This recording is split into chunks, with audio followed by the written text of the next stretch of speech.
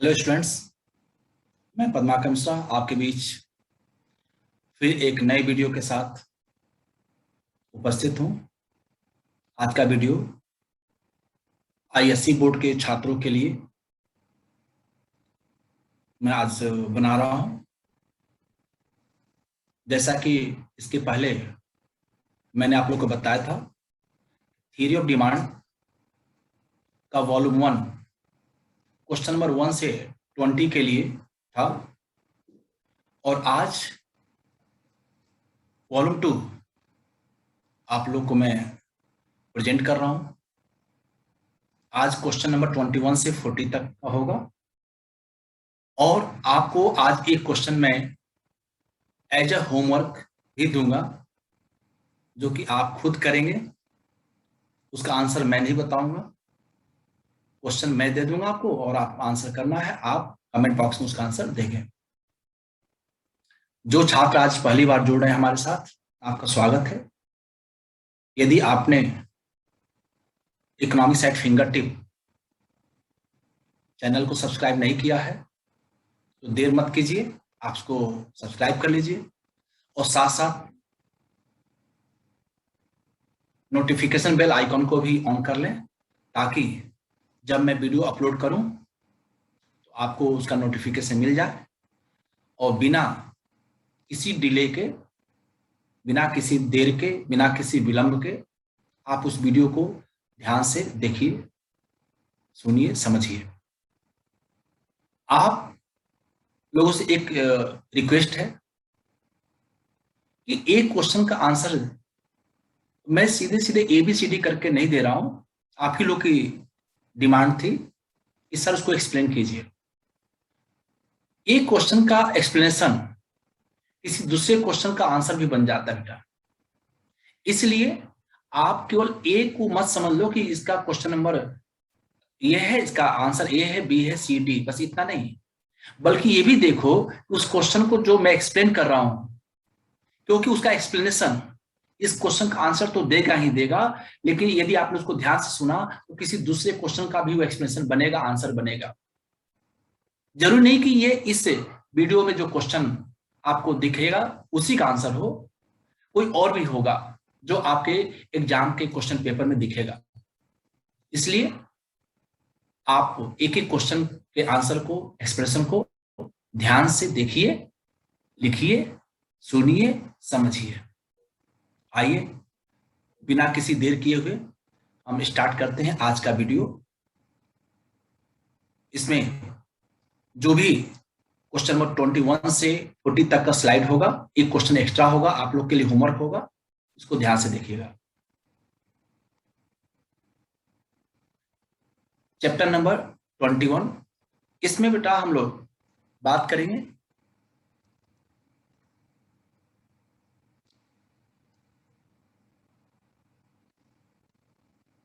Twenty one में देखिए बेटा क्या है।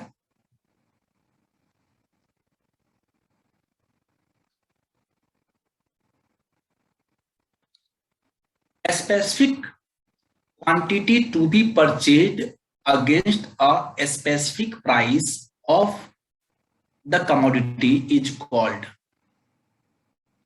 a specific quantity। ध्यान देना बेटा, specific quantity to be purchased against a specific price of the commodity is called।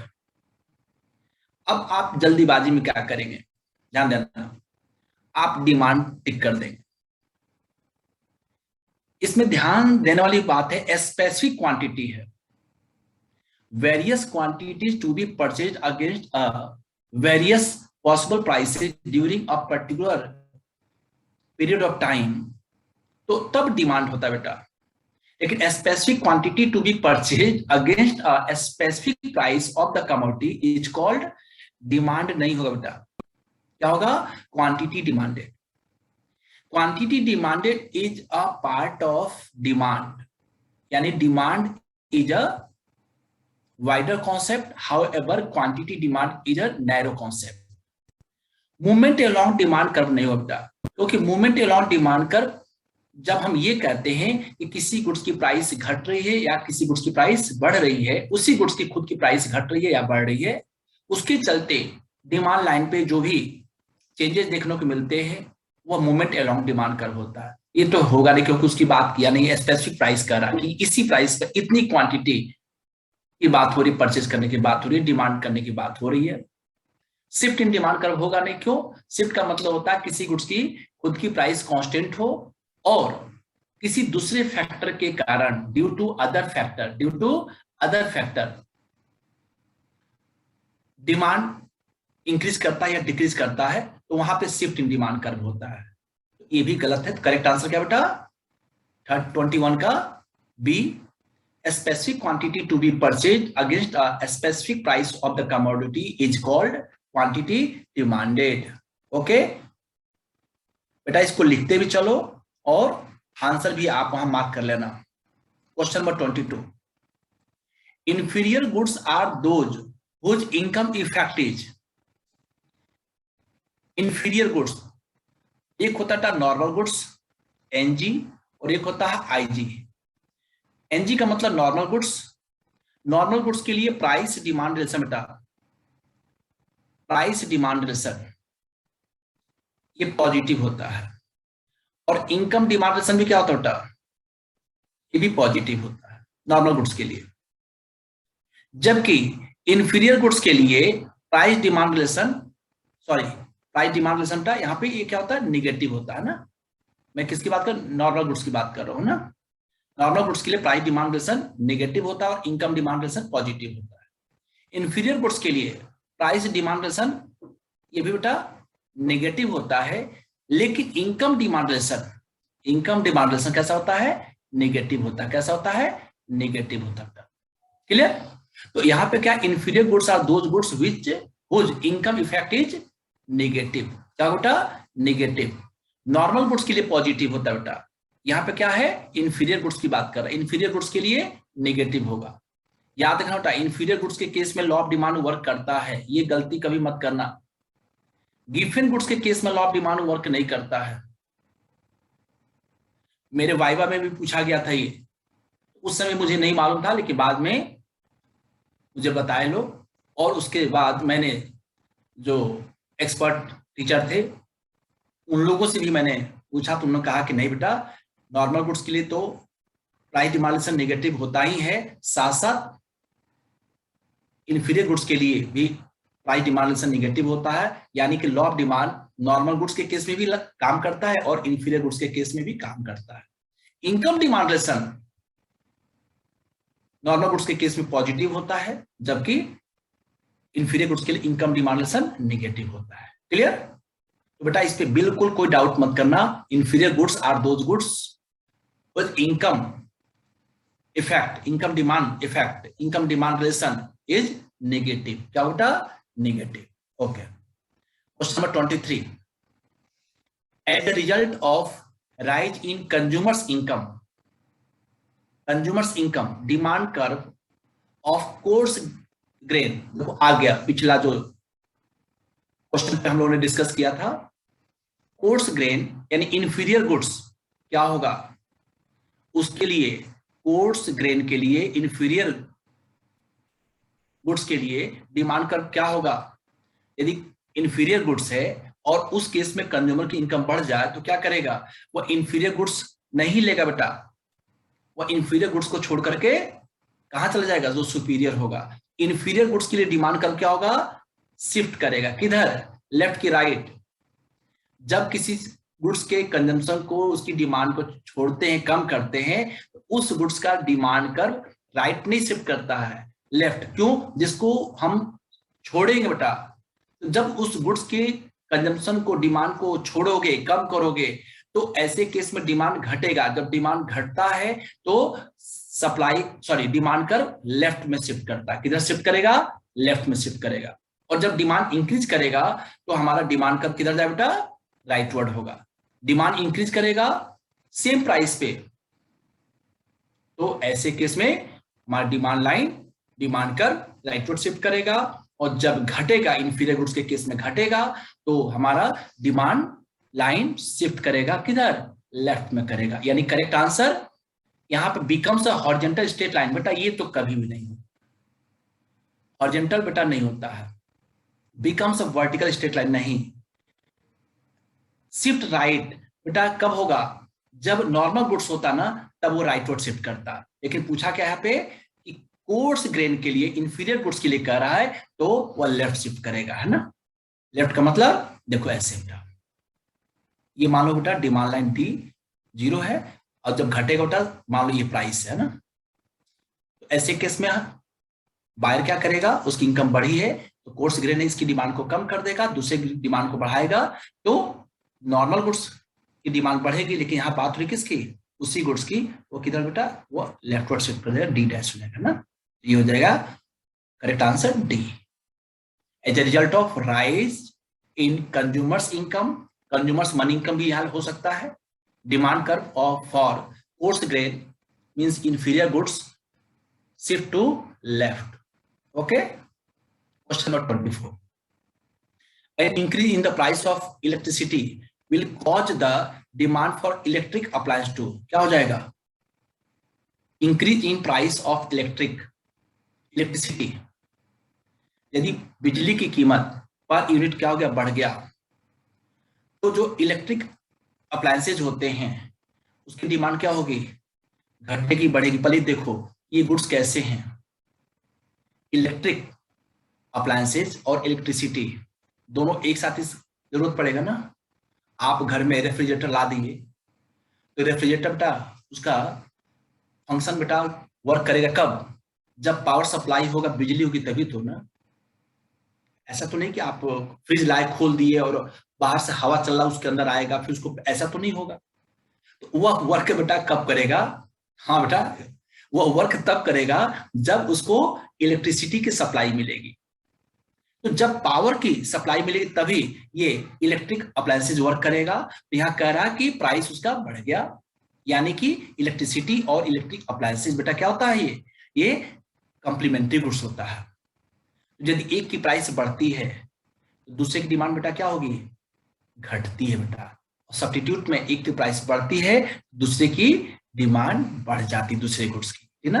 यहाँ पे क्या हो जाता है, ये फॉल हो जाएगा, है ना, कोई दिक्कत। एंड इंक्रीजिंग, इसकी जगह पर लिख देता है decrease in the price of electricity will cause the demand for electric appliance क्या हो जाएगा, इंक्रीज कर जाएगा। यानी कि जो मम्मी मसाला सिलबट्टे पे पीस रही थी, अब होगा कि अरे बिजली सस्ता हो गया, पापा कहेंगे अरे मुन्नू की मम्मी सिलबट्टे पे क्यों पीस रही हैं आप मसाला, क्यों कपड़े हाथ से धुल रही हैं, मैं आपके लिए हूं, बिजली सस्ता हुआ, चलिए चलते हैं किसी अच्छे ब्रांड का क्या ला देंगे बेटा, वॉशिंग मशीन खरीद के ला देंगे। मम्मी हैंडपंप चला कर नहा रही हैं, हाँ तुम बेटा हैंडपंप चला कर नहा रहे हो, पापा क्या कहेंगे, अरे बेटा क्यों परेशान हो रहे हो, मोटर ऑन करो और ठंडे ठंडे पानी से नहाओ, गाना गाओ, ठंडे ठंडे पानी से नहाना चाहिए, गाना आए या ना आए गाना चाहिए। तो वह कब होगा, वह तब होगा बेटा जब बिजली की कीमत, इलेक्ट्रिसिटी की प्राइस घटेगी, तब जाकर के। नहीं तो पापा कहेंगे अरे बेटा देख लो बिजली इतनी महंगी हो गई, पर यूनिट बिजली जो है बढ़ गया उसकी प्राइस, तो क्यों मोटर चला रहे हो, हैंडपंप चला कर नहा लो। तो डिमांड क्या होगा, उसका घट जाएगा ना इलेक्ट्रिक अप्लायंसेस का। यस, तो यह क्या हो जाएगा कि increase in the price of electricity will cause the demand for electric appliances to fall decrease. Clear, या फॉल की जगह डिक्रीज भी रहता तभी सही होता, कोई दिक्कत नहीं।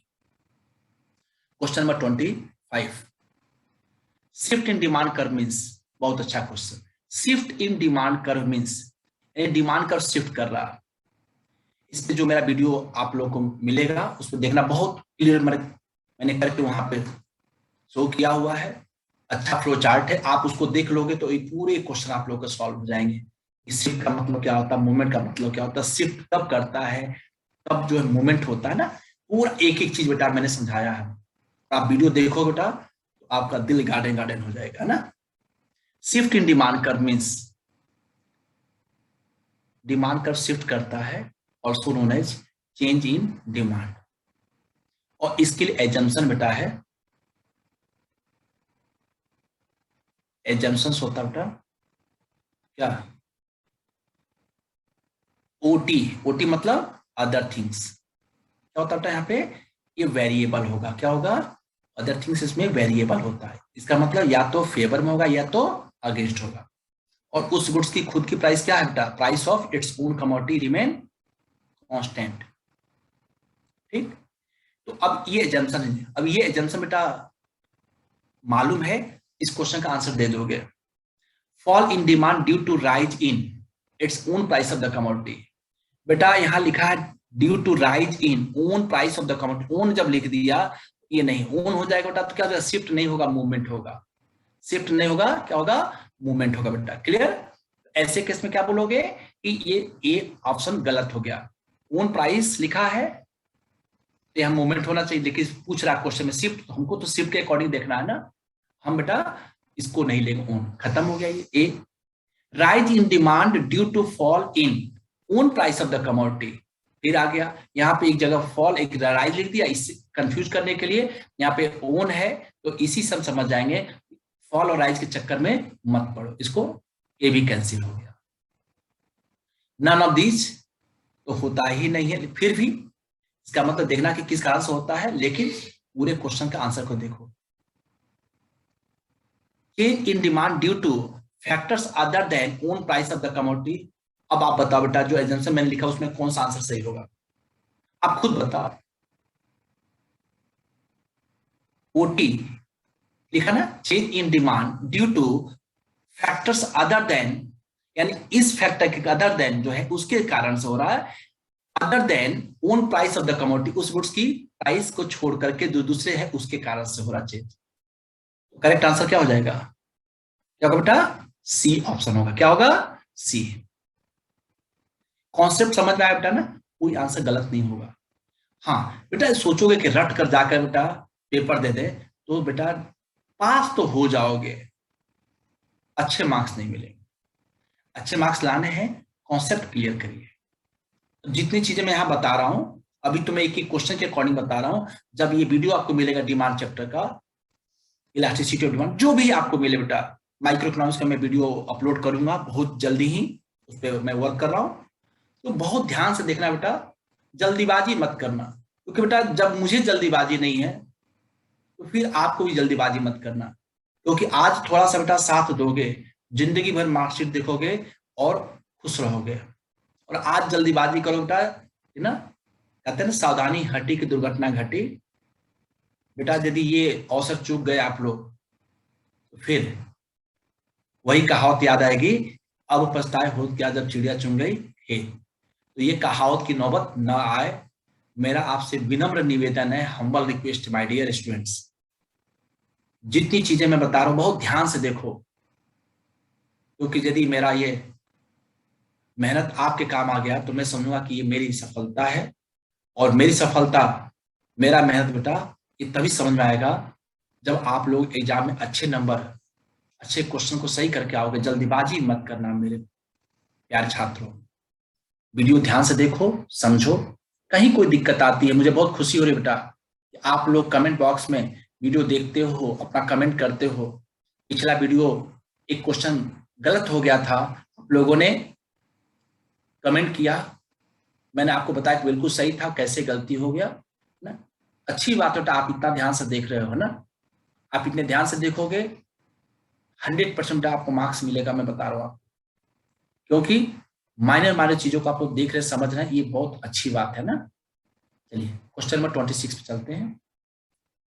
अ fall in income of consumer in case of normal goods. लो, अभी तो यही क्वेश्चन मैंने इसके पहले भी बताया था ना, तो उसमें क्या था, वहां पे राइज था और वहां पे किसके लिए था, इंफीरियर गुड्स के लिए था। बट यहाँ पे a fall in income of consumer, एक कंज्यूमर की इनकम क्या हो गई बेटा, घट गई, और नॉर्मल गुड्स की बात हो रही है। तो क्या फर्क पड़ेगा बेटा बताओ। इनकम और डिमांड में कैसा रिलेशन होता है, पॉजिटिव होता है। यानी कि इनकम बढ़ेगा, डिमांड क्या होगा बेटा, बढ़ेगा। और इनकम घटेगा तो क्या होगा, डिमांड घटेगा। तो यहाँ पे तक कहा फॉल, तो फॉल किया बेटा तो ये सेकंड केस लागू होगा, डिमांड घटेगा। और उस गुड्स की खुद की प्राइस चेंज हो रही है? हो रही है? नहीं। क्या चेंज हुआ है? इनकम। उस गुड्स की खुद की प्राइस क्या है? कांस्टेंट है।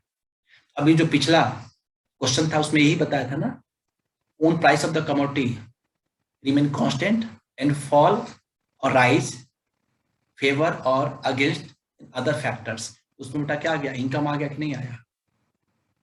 तो डिमांड पे क्या फर्क पड़ेगा बेटा? अच्छा कि बुरा? आंसर होगा बुरा, यानी डिमांड घटेगा। अपवर्ड मूवमेंट, बेटा मूवमेंट जब वर्ड आ गया तो यही क्या हो गया? गलत हो गया, क्योंकि मूवमेंट तब हम कहते हैं जब उस गुड्स की खुद की प्राइस घटती या बढ़ती। यानी कि दो जगह बेटा ये लिखा है आपको कंफ्यूज करने के लिए, ये भी। अब बेटा फॉल है, डिमांड घटेगा, ठीक है। और डिमांड घटता है, डिमांड कब किधर शिफ्ट करता है? लेफ्ट में करता है कि राइट में? लेफ्ट में करता है। क्या हो जाएगा? ये राइट तो होगा नहीं, क्या हो जाएगा? लेफ्टवर्ड शिफ्ट ऑफ डिमांड का, यानी करेक्ट आंसर क्या होगा? डी। यानी पिछला जो क्वेश्चन था देखो, उसी से आपने ध्यान से देखा, आप तुरंत इसको आंसर दे दिए, है ना। यानी कहीं से आपका कोई क्वेश्चन छूटेगा नहीं बेटा। क्या क्या क्वेश्चन बन सकते हैं मैं आप लोग के लिए इसको बना कर लाया हूं, इसको देखिए। Question number 27, change in quantity demanded. Demand के पहले क्वांटिटी वर्ड लग गया, समझ जाना मूवमेंट अलोंग की बात हो रही है। किसकी बात हो रही है? मूवमेंट अलोंग की, है ना। और ये क्यों होता है? Due to change in its own price of the commodity. उस गुड्स की खुद की प्राइस चेंज होती है, या तो प्राइस घटता है या तो प्राइस बढ़ता है उसी गुड्स की। तो उसके घटने बढ़ने दोनों घटना को हम लोग क्या कहते हैं? प्राइस इफेक्ट कहते हैं। क्या कहते हैं? प्राइस इफेक्ट कहते हैं। तो change in quantity demanded of a commodity due to change in its own price, other thing remaining constant is called price effect, होता है ना। क्रॉस प्राइस इफेक्ट नहीं बेटा। क्रॉस प्राइस का मतलब होता है एक गुड्स की प्राइस चेंज होने से दूसरे गुड्स की डिमांड पे प्रभाव पड़ता है, यानी कि सब्स्टिट्यूट गुड्स होगा या कॉम्प्लीमेंट्री गुड्स होगा, तो वहां पे हम कहते हैं price effect, cross price effect, है ना। लेकिन यहाँ पे है कि change in quantity demanded of a commodity due to change in its own price, बेटा ओन प्राइस की बात कर रहा है ना। जबकि अदर फैक्टर, अदर थिंग क्या है? कांस्टेंट है, इसे कहते हैं प्राइस इफेक्ट। इनकम इफेक्ट का मतलब होता है रियल इनकम इंक्रीज करे या डिक्रीज करेगा। जो पिछला वीडियो था बेटा उसमें यही एरर था, वहां रियल इनकम बेटा क्वेश्चन मैंने दिया भी था, ठीक है। बाय मिस्टेक हमने वहां सब्स्टिट्यूट बोल दिया था, आप उसको सही कर लीजिएगा। रियल इनकम इंक्रीज करेगा या डिक्रीज करेगा, इसी को कहते हैं इनकम फैक्ट कहते हैं। क्या कहते हैं? इनकम फैक्ट कहते हैं, ठीक है ना। तो सब्स्टिट्यूशन इफेक्ट का मतलब क्या हुआ? एक गुड्स के प्राइस बढ़ा, दूसरे का भी बढ़ा, लेकिन दोनों में चीपर कौन होगा? जो चीपर होगा, बायर कंज्यूमर कॉस्टलियर को छोड़ करके चीपर को अडॉप्ट करता है, एक्सेप्ट करता है, ठीक है ना। उसको सब्स्टिट्यूशन कहते हैं। यानी कि क्रॉस प्राइस इफेक्ट नहीं होगा, इसमें इनकम इफेक्ट नहीं होगा, सब्स्टिट्यूशन नहीं होगा, क्या होगा? Price effect. Once again, change in quantity demanded of a commodity due to change in its own price of the commodity, however other thing remaining constant is called price effect. okay, चलो बेटा बहुत बढ़िया। 28, question number 28, increase in demand occurs due to. Increase in demand, demand के पहले quantity नहीं word use हुआ, इसका मतलब कि फिर एजम्पशन क्या हो जाएगा? अभी मैंने पीछे बताया था, ओटी अदर थिंग्स क्या होगा? वेरिएबल होगा। ओटी वेरिएबल होगा बेटा। और वेरिएबल में क्या क्या चीज होता है? या तो फेवर होगा या तो अगेंस्ट होगा। अब यहाँ पे डिमांड इंक्रीज किया है, तो डिमांड इंक्रीज किया किसके चलते? जब डिमांड को अफेक्ट करने वाला जो अदर फैक्टर होगा, कोई ना कोई होगा जो फेवर में होगा, तभी तो ना। आपका मार्क्स इंक्रीज किया तो किसके चलते किया? जो अदर फैक्टर है। मैंने वीडियो बनाया, आप मेरी वीडियो को देखे, क्वेश्चन को देखे, आपके फेवर में अगेंस्ट हुआ, आप कहोगे मेरे फेवर में हुआ। सर का वीडियो मैंने देखा, क्वेश्चन ये सर वहां बताया था, भी यार क्या क्वेश्चन, ये तो वहां पे मैंने वीडियो देखा था। कहाँ देखे थे? तुम्हारा फ्रेंड पूछे, कहोगे इकोनॉमिक्स एट फिंगर टिप पे पद्माकर सर बताए थे, और जैसे बताए थे यार वो एकदम वैसे ही क्वेश्चन ही मिल रहा। हाँ, आंसर बस क्या हुआ है कि ऑप्शन ए का बी बी ए ऐसे ऊपर नीचे हो गया, बट क्वेश्चन वही है, आंसर वही है। बहुत मजा आ रहा क्वेश्चन सॉल्व करने में। ये चीज बोलोगे बेटा, ओटी या फेवर में होगा तो डिमांड क्या होगा? इंक्रीज करेगा, यानी कि फेवरेबल। क्या बेटा? ये फेवरेबल होगा। ऐसे केस में डिमांड यानी decrease in price of complementary goods. ध्यान देना, complementary goods, increase in price, increase in income of consumer, यहाँ इंक्रीज बेटा हुआ है, increase in price of substitute goods, जब इनकम इंक्रीज करेगा तब भी बेटा डिमांड इंक्रीज करता है, यानी ये भी सही है, ठीक है। Decrease in the price of complementary goods, दोनों में कैसे संबंध होते हैं, यदि एक की प्राइस क्या हुई, घटी, तो दूसरे की डिमांड क्या होती है बेटा, बढ़ जाती है, यानी ये भी क्या हो गया, यानी कि ए ऑप्शन भी क्या आपका सही है, ये ऑप्शन भी सही है। Increase in price of substitute goods, पढ़े हो ना, अभी बताया था, यदि एक गुड्स की प्राइस बढ़ी, एक्स गुड्स की प्राइस बढ़ गई, तो कंज्यूमर क्या करता है, एक्स गुड्स को छोड़ करके गुड्स वाई को कंज्यूम करता है। पिछले वीडियो में मैंने एग्जांपल दिया किसका, टी और कॉफी का, याद है। जब टी की प्राइस बेटा बढ़ी थी, 5 रुपए 50 पैसे हो गया था 5 रुपए से, जबकि coffee price 6 rupees per cup था, तो टी के जो कंज्यूमर थे वो स्विच कर गए थे from consumption of tea to coffee, याद है ना। तो जब increase in price substitute goods के लिए क्या होता है, एक गुड्स की प्राइस बढ़े उसके कारण दूसरे गुड्स की डिमांड क्या होती है, बढ़ जाती है, वही चीज बेटा यहाँ पे है, यानी ये भी क्या है, सही है। क्या हो जाएगा correct answer, D. Increase in income, increase in demand, sorry, increase in demand occurs due to decrease in price of the complementary goods, ये सही होता है बेटा। Increase in income of consumer, ये भी होता है। Increase in price of substitute भी होता है, यानी कि तीनों जब होता तो क्या हो जाएगा, ऑल ऑफ दीज हो जाएगा। मान लो बेटा इसमें तुमको इंक्रीज इन इनकम आपको याद है, ठीक ना, और ये भी मान लो increase in price of substitute है, तो बोथ बी सी दिया नहीं है और आपको ये नहीं मालूम, तो बहुत दिमाग मत लगाओ, आपको ए मालूम है और सी मालूम है, बी के बारे में कंफर्म नहीं है, तो देख लो ऑप्शन डी क्या कर, ऑल द अबव है, तो इसका मतलब यदि ए भी सही है और सी भी सही है और बी के बारे में कंफर्म नहीं है, डोंट वरी, सीधे जाओ डी के साथ, ठीक ना। कुछ टेक्निक भी यूज किया जाता है, हाँ, दो आपको मालूम हो, ठीक ना। अगला यदि हो जाता है कि ये गलत है ना, ये गलत है, इसका मतलब ऑल ऑफ दीज तब नहीं होगा, इसका मतलब कि जब ये गलत होगा ऑल ऑफ दीज होगा नहीं, क्योंकि ऑल ऑफ दीज में तीनों सही होता, तब दो के बीच में आप सर्च करोगे कि मेरा करेक्ट आंसर क्या होगा, ठीक ना। Question number 29, law of demand is violated when, law of demand बेटा किस केस में बेटा उसका उल्लंघन होता है, ठीक ना। ये बहुत अच्छा क्वेश्चन आप लोग को मिल रहा है। Income effect is negative, income effect is negative होता है बेटा। इनकम इफेक्ट मतलब इनकम के बढ़ने से डिमांड क्या हो जाए, लॉ ऑफ डिमांड में तो यही कहता है कि इनकम बढ़ता है तो डिमांड बढ़ता है, और इनकम घटेगा तो डिमांड घटेगा, यानी इनकम डिमांड से पॉजिटिव होता है ना, लेकिन यहाँ पे वायलेशन की बात हो रही है ना, क्या हो जाएगा, इनकम डिमांड निगेटिव, यानी कि ये पार्ट जो यहाँ पे ये तो सही है, ठीक ना। आगे क्या कहता है, सब्स्टिट्यूशन इफेक्ट इज नेगेटिव, ठीक ना, ठीक है।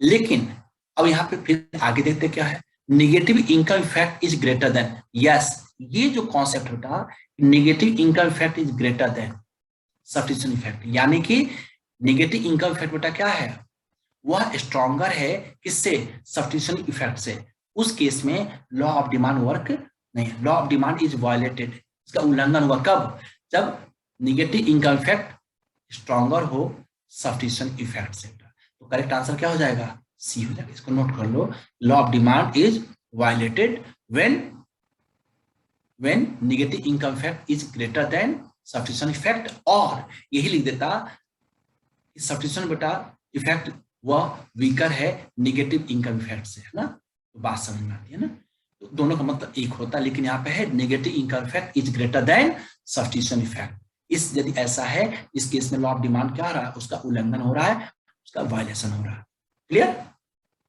कोई दिक्कत, यस। इनकम इफेक्ट और सब्स्टिट्यूशन इफेक्ट बेटा इसको अगले वीडियो में भी मैं आपको समझा दूंगा और अच्छे से, है ना, क्योंकि उसके लिए डायग्राम की जरूरत पड़ेगी, तो मैं बताऊंगा आपको। Question number 30, a fall in its own price of the commodity leads to increase in real income of consumer, होगा उसी गुड्स की खुद की प्राइस बेटा यदि घट रही हो तो कंज्यूमर की परचेजिंग पावर बढ़ती है ना, यस, उस केस में क्या होता है, उसकी रियल इनकम बढ़ती है, यानी कि ये क्या है, क्वेश्चन नंबर 30 का ए ऑप्शन यहाँ पे सही दिख रहा है। आगे क्या कहता है, आपको सोचने की जरूरत तब पड़ती है बेटा जब ऑप्शन में ऑल ऑफ दिस दिया हो, both A and B, both A and C, both B and C दिया, तब सोचने की जरूरत पड़ती है बेटा ना। तो अब यहाँ पे मैं एक सीधे क्यों नहीं बोल रहा यही सही है, क्योंकि मैं देख रहा हूँ कि डी ऑप्शन क्या कर रहा है, बोथ ए एंड सी। इसका मतलब कि ए तो सही है, अब आगे देखा जाए बी क्या है। हो सकता है कि बी गलत हो सकता है सी भी गलत हो सकता है सी सही हो, ठीक है ना। तो देखा जाए क्या है, इंक्रीज इन रियल इनकम यानी fall in its own price of the commodity leads to consumer की रियल इनकम बेटा बढ़ती है, ये सही बात है, यानी उसकी परचेजिंग पावर बढ़ती है। क्वेश्चन नंबर 30 का बी ऑप्शन क्या कर रहा है, decrease in real income of the consumer. बेटा जब फॉल करता है तो डिक्रीज नहीं करता, यानी ये आंसर क्या हो गया, गलत हो गया। अभी भी बेटा हम सीधे सीधे डी पर नहीं जाएंगे, क्यों, जरूरी नहीं कि डी ऑप्शन क्या हो, सी ऑप्शन सही ही हो, ठीक ना। आगे क्या कहता है, increase in purchasing power of the consumer. Yes बेटा, जब यहाँ रियल इनकम इंक्रीज कर गया तो उसकी परचेजिंग पावर क्या हो गई, बढ़ गई, यानी कि सी ऑप्शन भी क्या है, ये सही है। सी ऑप्शन क्या है, सही है, यानी ए सही हो गया, सी सही होगा। करेक्ट आंसर क्या होगा, D, both A and C, both A and C. कोई दिक्कत, कोई दिक्कत बेटा नहीं। चलो आपको दिक्कत नहीं तो हमको भी दिक्कत नहीं है। The law of demand does not apply in case of, इस केस में लॉ ऑफ डिमांड अप्लाई नहीं करता। मैंने पिछले क्वेश्चन बताया था, अब आप खुद बताओ बेटा कौन सा होगा, किस केस में लॉ ऑफ डिमांड वर्क नहीं करता है। नॉर्मल गुड्स के केस में लॉ ऑफ डिमांड वर्क करता है कि नहीं करता है, करता है। इंफीरियर गुड्स के केस में, ये तो मुझे कभी भी नहीं भूलेगा कि इंफीरियर गुड्स के केस में भी लॉ ऑफ डिमांड वर्क करता है। इनकम डिमांड रिलेशन पॉजिटिव नहीं होता है, निगेटिव होता है। वाई डिमांड रिलेशन क्या होता है बेटा, निगेटिव होता है यहाँ पे, जबकि नॉर्मल गुड्स में वाई डिमांड रिलेशन पॉजिटिव होता है। और बात किसकी हो रही है, लॉ ऑफ डिमांड की। लॉ ऑफ डिमांड बेटा इसका रिलेशन किसके साथ, इनकम डिमांड से है या प्राइस डिमांड रिलेशन, बेटा प्राइस डिमांड रिलेशन होता है ना। तो प्राइस घटेगा, डिमांड इट्स क्वांटिटी डिमांड बेटा वो इंक्रीज करेगा, प्राइस इंक्रीज करेगा, उसी गुड्स की खुद की price of its own commodity increases, as a result quantity demanded decreases. जब ये बढ़ेगा तो क्या होगा, ये घटेगा, है ना। तो नॉर्मल गुड्स के केस में भी काम करता है और इंफीरियर गुड्स के केस में लॉ ऑफ डिमांड दोनों में काम करता है बेटा। बट गिवन गुड्स के केस में लॉ ऑफ डिमांड वर्क नहीं करता है। क्यों, क्योंकि इसमें क्या होता है, प्राइस इंक्रीज करेगा तो क्वांटिटी डिमांड बेटा क्या हो जाएगा, इंक्रीज कर जाएगा। प्राइस घटेगा, क्वांटिटी डिमांड क्या हो जाएगा बेटा, घट जाता है ना। यहाँ पर लॉ ऑफ डिमांड वर्क नहीं करता है। बोथ बी एंड सी था, तुरंत बेटा हम लोग चले आते हैं कहाँ, कहते कि इंफीरियर गुड्स और गिवन गुड्स। नहीं बेटा, इंफीरियर गुड्स और गिवन गुड्स के लिए इनकम डिमांड रिलेशन बेटा क्या होता है, इनकम डिमांड रिलेशन नेगेटिव होता है, याद रखना। इंफीरियर गुड्स के लिए और गिवन गुड्स के लिए इनकम डिमांड रिलेशन पूछा जाता है ना, तो क्या होता है, तब बोथ एंड बी एंड सी होता है ना। लेकिन यहाँ ये पूछा law of demand does not apply, and normal goods के लिए भी लॉ ऑफ डिमांड वर्क करता है और इंफीरियर गुड्स के केस में भी लॉ ऑफ डिमांड वर्क करता है। Income demand relation normal goods के लिए पॉजिटिव होता है, क्योंकि इनकम डिमांड तो पूछा नहीं है। लॉ ऑफ डिमांड की बात कर रहा, लॉ ऑफ डिमांड का मतलब होता है प्राइस डिमांड रिलेशन, है ना। तो ये नॉर्मल के लिए और इंफीरियर के लिए दोनों के लिए वर्क करता है, गिवन के लिए कभी ऐसा नहीं होता। इसलिए इसके केस में लॉ ऑफ डिमांड में डिमांड का स्लोप पॉजिटिव होता है, यानी ये भी गलत है। तो क्या बोलोगे, एक स्टेटमेंट याद रखना बेटा, याद भी होगा आप लोगों को, हो सकता है उसी से आपका आंसर ये गलत हो जाता, बट स्टेटमेंट जानो, all given goods are inferior goods but all inferior goods are not given goods, ठीक ना। उसका भी एक्सप्रेशन मैं आप लोग को दूंगा, ठीक ना। बट यहाँ लॉ ऑफ डिमांड की बात कही गई है, तो नॉर्मल गुड्स के लिए और इंफीरियर गुड्स के केस में लॉ ऑफ डिमांड वर्क करता है, गिवन गुड्स के केस में लॉ ऑफ डिमांड वर्क नहीं करता है ना। ओके बेटा, question 32, with an increase in price of fuel demand line of bike क्या हो जाएगा। अब ये देखो बेटा, फ्यूल और बाइक ये दोनों कैसे गुड्स हैं, सब्स्टिट्यूट गुड्स है कि कॉम्प्लीमेंट्री गुड्स है, कॉम्प्लीमेंट्री गुड्स है ना। जब कॉम्प्लीमेंट्री गुड्स होगा, एक के प्राइस के बढ़ने से दूसरे की डिमांड पे क्या फर्क पड़ता है, घटता है ना। यहाँ लिख रहा move from left to right downward same demand line. अरे मेरे भाई ये कहाँ से होगा, ये तो क्या कर रहा है, ये सब्स्टिट्यूट गुड्स और कॉम्प्लीमेंट्री गुड्स की बात हो रही है। उस गुड्स की खुद की प्राइस होती तब तो यहाँ पे गुड्स कैसा है, ये कॉम्प्लीमेंट्री है, कॉम्प्लीमेंट्री गुड्स है ना, कॉम्प्लीमेंट्री गुड्स है। जब कॉम्प्लीमेंट्री गुड्स है तो मूवमेंट की बात कहाँ गई, मूव कहाँ करेगा उसी डिमांड लाइन पे। मूव तो तब करता जब किसी पर्टिकुलर गुड्स की खुद की प्राइस घटती या बढ़ती और डिमांड लाइन पे हम नीचे मूव करते या ऊपर मूव करते, वहां पे डिमांड बढ़ता घटता तो बात समझ में आती। यानी कि मूव यहाँ लिखा बेटा सेम डिमांड लाइन पर, यानी कि ए भी गलत है और बी भी गलत है, इसको तो पहले छोड़ दो। With increase in the price of fuel, fuel के प्राइस के बढ़ने से डिमांड लाइन बाई क्या होगा, घटेगा। तो अब इसका मतलब क्या हुआ कि डिमांड, ऐसे समझो, ये जो डिमांड लाइन बने बेटा ये किसका होगा, ये बाइक का होगा, ठीक ना। जिसका प्राइस बेटा चेंज हो रहा है वो पर्दे के पीछे है बेटा, ना वो पर्दे के पीछे से बेटा वर्क कर रहा है ना। यहाँ बेटा P0 प्राइस था बाइक का, ये Q0 था ना। अब क्या हुआ कि इंक्रीज फ्यूल की प्राइस बढ़ रही है, इससे जो बाइकर होगा, जो जिसको बाइक खरीदना होगा, क्या सोचेगा, अरे भाई महंगा होगा, डिमांड कम, यानी कि प्राइस तो 80,000 रुपये ही उस बाइक की है, लेकिन वो क्या कर देगा, कहेगा अभी पेट्रोल महंगा हो गया, डिमांड घटा दो। डिमांड लाइन लेफ्ट शिफ्ट करता है ना, यानी demand line shift right to left, right to left. ये देखो लेफ्ट टू राइट मतलब जब हम ओरिजिन से क्यू से इधर जाते हैं बेटा तो ये राइट होता है ना, और हम पहले आ रहे हैं जब ओरिजिन तरफ आ रहे हैं एक्सिस एक्स पे, तो उसे कहते हैं राइट टू लेफ्ट। ओरिजिन पे जो पॉइंट दिया हो उस पॉइंट के आप राइट जा रहे हो वो इंक्रीज करता, यहाँ क्या कर रहा बेटा, डिक्रीज कर रहा, क्या कर रहा, डिक्रीज कर रहा। डिमांड लाइन और बाइक क्या करेगा, डिक्रीज करेगा, डिमांड लाइन शिफ्ट करेगा किधर, लेफ्ट करेगा, ठीक ना। यानी ये पार्ट उसको कहते हैं decrease in demand of bike, और यहाँ पे डिमांड का क्या हुआ, राइट टू लेफ्ट शिफ्ट किया बेटा, ये राइट टू लेफ्ट, R2L, यानी राइट टू लेफ्ट मतलब जो लाइन है बेटा उस लाइन पे मान लो कि तुम सो गए तो तुम्हारा लेफ्ट ये होगा ना, लेफ्ट ये पार्ट है और ये राइट है, तो आप इधर आ रहे हो ना, ये क्या हो जाएगा, राइट टू लेफ्ट हुए, क्या हुए, राइट टू लेफ्ट। जब बेटा मैं शिफ्ट ऑफ डिमांड कर्व और मूवमेंट अलोंग डिमांड कर्व की बात करूंगा तो वहां बेटा ध्यान से देखना, उस वीडियो में पूरा एक एक चीज वहां भी मिल जाएगा, ठीक है ना।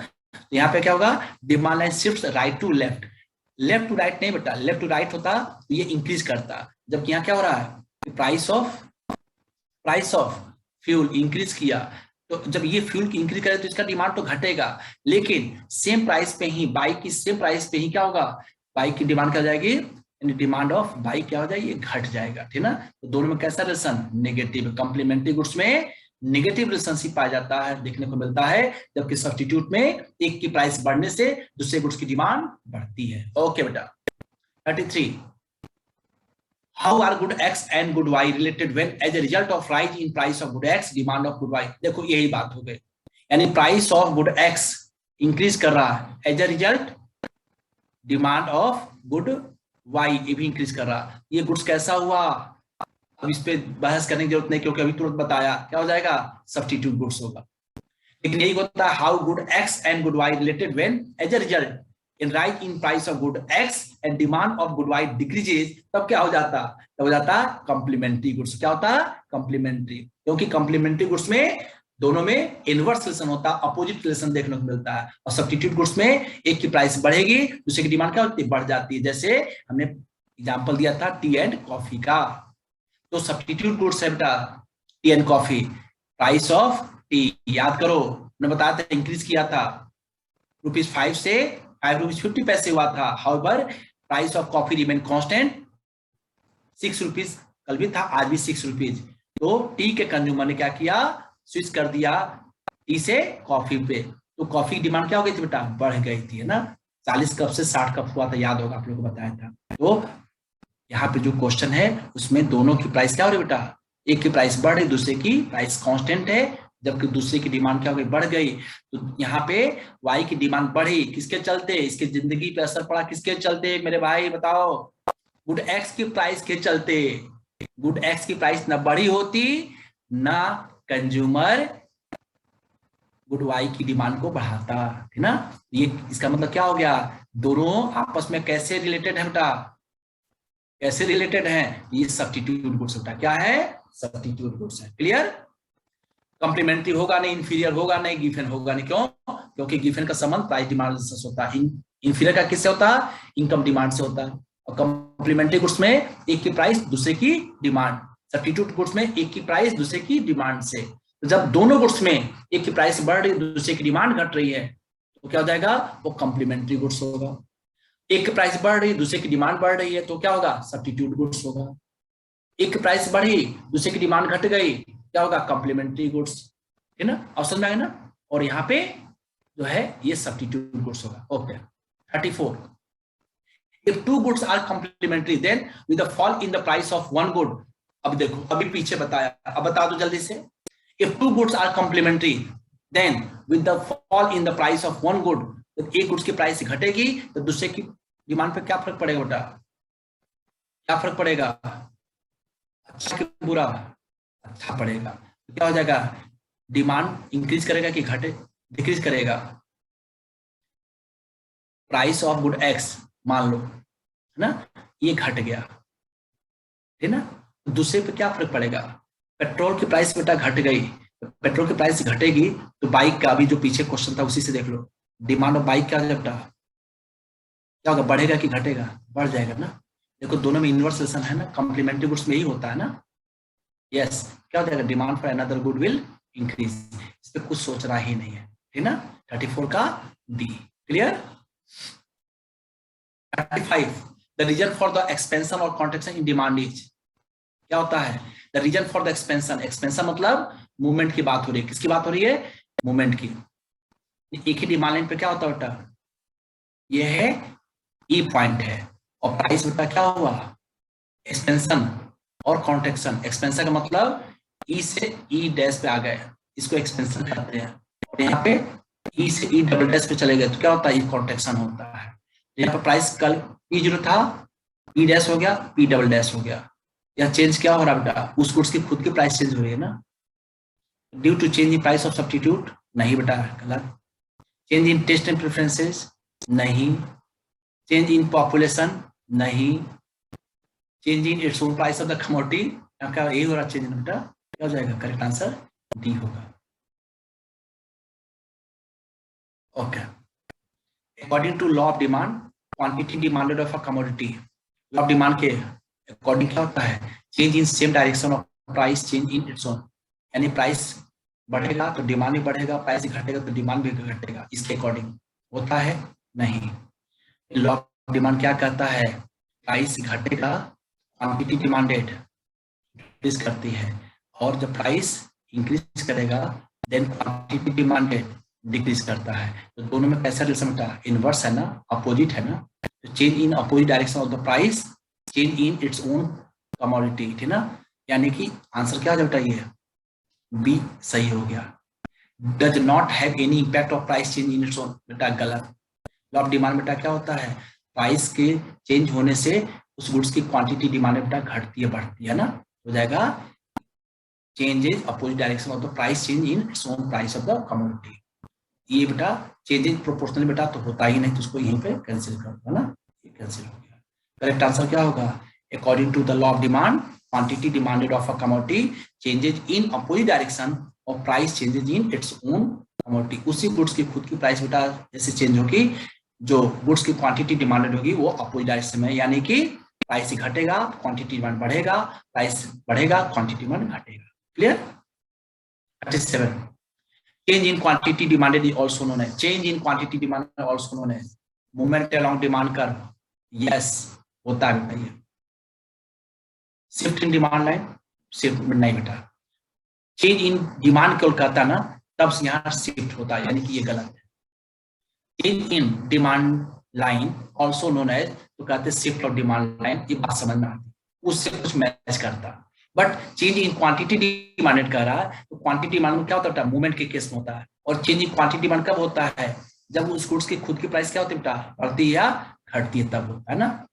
और जब चेंज इन क्वांटिटी डिमांड की बात करते हैं, मूवमेंट की बात करते हैं, तो मूवमेंट में क्या होता है, एक्सटेंशन और कॉन्ट्रैक्शन होता है। अभी पिछले वीडियो में क्वेश्चन पे मैंने बताया आप लोगों को, डिमांड लाइन पे P0 पर E0 Q0 है ना, प्राइस बेटा क्या हो गया, घट गया, ई डैश पे आ गए, क्या हो गया, ये एक्सटेंशन हुआ। जब डिमांड लाइन पे लेफ्ट टू राइट डाउनवर्ड आते हैं तो उसके कहते हैं एक्सटेंशन, और डिमांड लाइन पे प्राइस के बढ़ने से, उसी गुड्स के खुद के प्राइस के बढ़ने से डिमांड लाइन पे ऊपर जाते हैं तो उससे कहते हैं कॉन्ट्रैक्शन, ठीक है ना। तो चेंज आ गया बेटा, चेंज का मतलब क्या बेटा, मूवमेंट पूरा आ गया, और मूवमेंट में क्या होता है, उस गुड्स की खुद की प्राइस बेटा वेरिएबल होती है, और जब प्राइस वेरिएबल होता है उसी गुड्स की खुद की प्राइस, तो डिमांड लाइन पे हम left to right downwards move करते हैं, right to left upward move करते हैं, ठीक ना।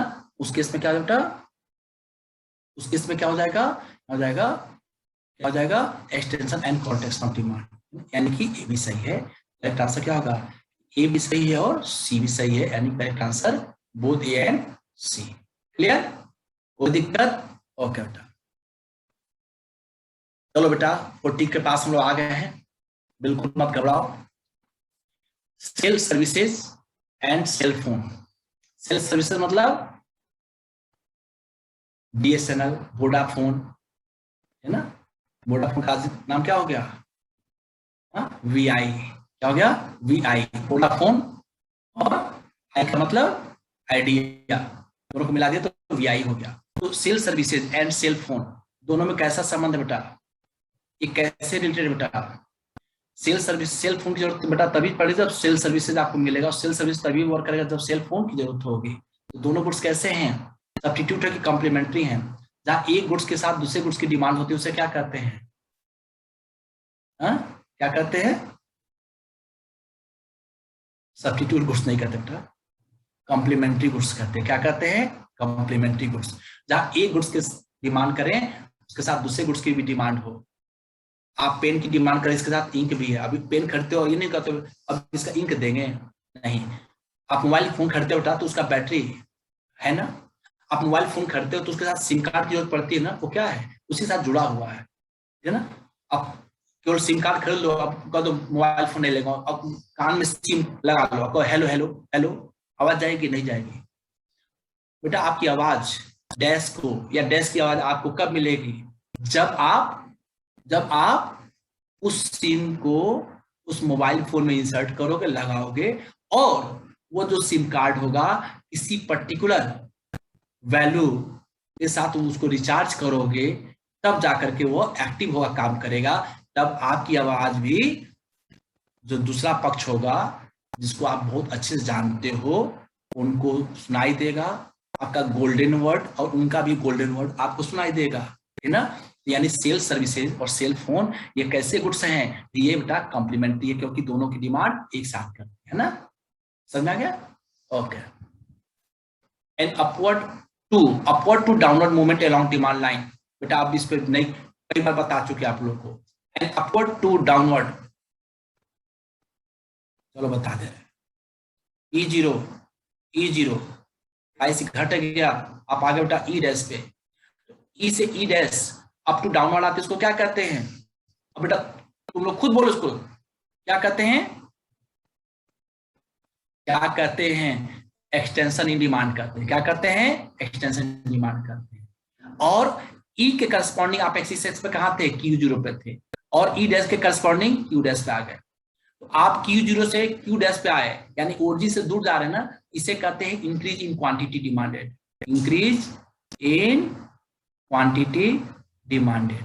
इंक्रीज इन क्वांटिटी डिमांड कब होता है, जब उस गुड्स की खुद की प्राइस घटती है, और खुद की प्राइस घटी क्या हुआ, डिमांड लाइन पे हम E0 से E1 पे आए, इसे कहते हैं extension in demand, correct answer C. और एक्सिस एक्स पे Q0 से हम Q1 पे गए, इसे कहते हैं इंक्रीज इन क्वांटिटी डिमांडेड, ये होता है। और ये कैसे हुआ, तो ये decrease in its own price of the commodity हुआ, इंक्रीज इन बेटा तो नहीं हुआ ना, यहाँ करा इंक्रीज इन प्राइस, ये यानी कि ये वाला आंसर क्या हो गया आपका, ये वाला गलत है। Decrease in its own price of the commodity, देखो यहाँ घटा है ना, क्या हो जाएगा, यानी बी आंसर भी सही है। तो क्या हो गया, बी और सी दोनों सही है, ऑप्शन नंबर डी क्या करा, बोथ बी एंड सी, यानी ये सही है। Okay, question number 40 last question है। According to the law of demand, price of its own commodity depends on its quantity demanded of a commodity.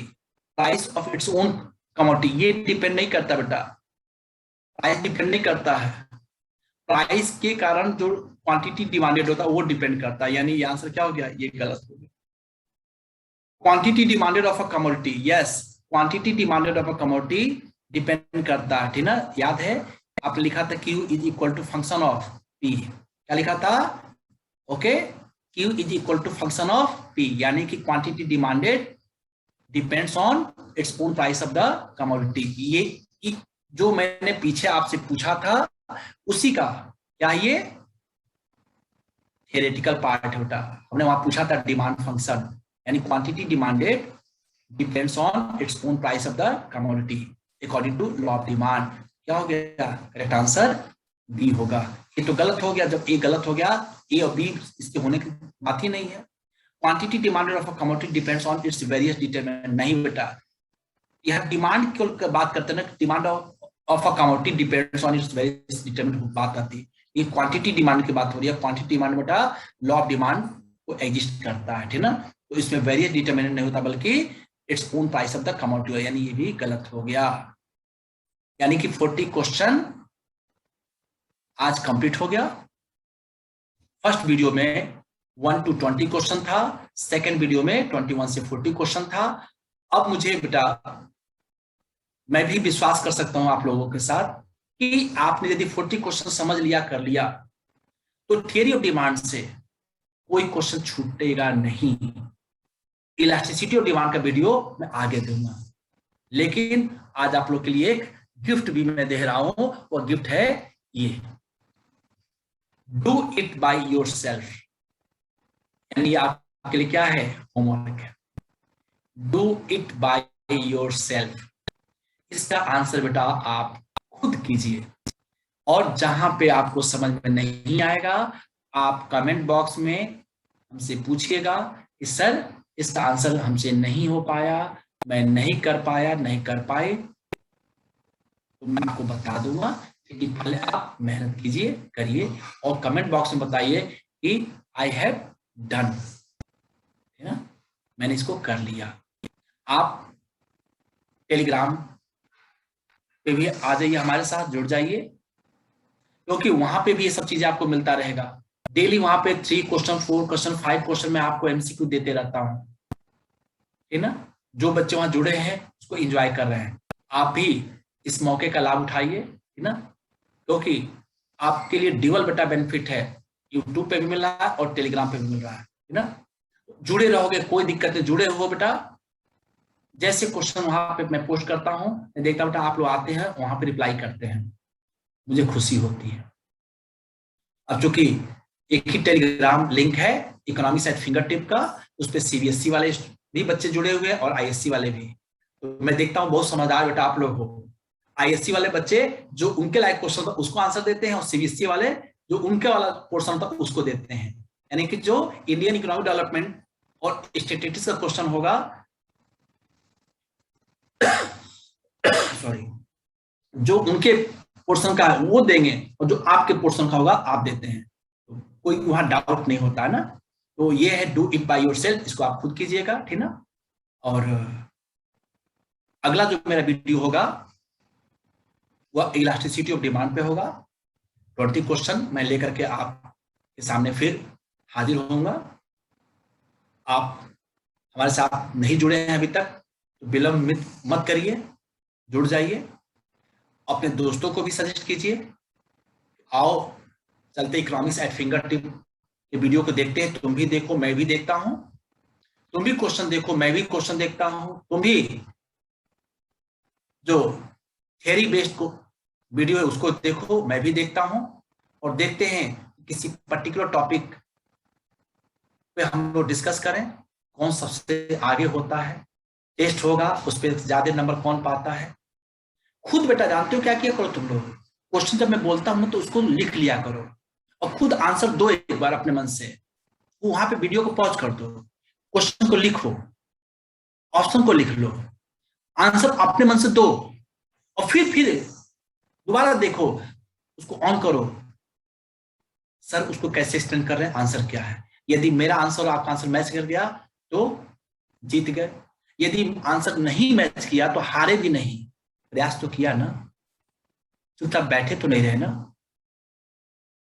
नहीं, मेहनत कीजिए, ठीक ना। और जब ऐसा करोगे ना, यदि आपसे मान लो किसी क्वेश्चन का आंसर गलत भी हो गया ना, जब दोबारा मैं आंसर बताऊंगा ना करेक्ट, जब आप देखोगे तो जिंदगी में आपको कभी भूलेगा नहीं। क्यों? क्योंकि उस क्वेश्चन के लिए आपने पहले मेहनत किया था ना। आप हमारे ऊपर डिपेंड नहीं थे, आप खुद मेहनत किए थे, लेकिन गलत हो गया, कोई बात नहीं। जो बेटा मैदान में लड़ाई में पार्टिसिपेट करता है वही हारता है या वही जीतता है। चुपचाप बैठ जाओ, सब जो बताएंगे वही जान लें, नहीं कुछ मेहनत आप करो, मैं तो आपके साथ हूँ, है ना, तो कोई दिक्कत नहीं। इस क्वेश्चन को कीजिएगा, ठीक ना। फिर हम मिलते हैं आपसे बहुत ही जल्दी एक नई वीडियो, एक नए टॉपिक, इलास्टिसिटी ऑफ डिमांड के साथ। ठीक, आप अपना ध्यान रखिएगा, अपने तैयारी को इसी जोश के साथ, इसी जुनून के साथ जारी रखिएगा। थोड़ी सी भी लापरवाही नहीं होनी चाहिए, क्योंकि मंजिल पाना है, उसके लिए कुछ भी करेंगे। Thank you.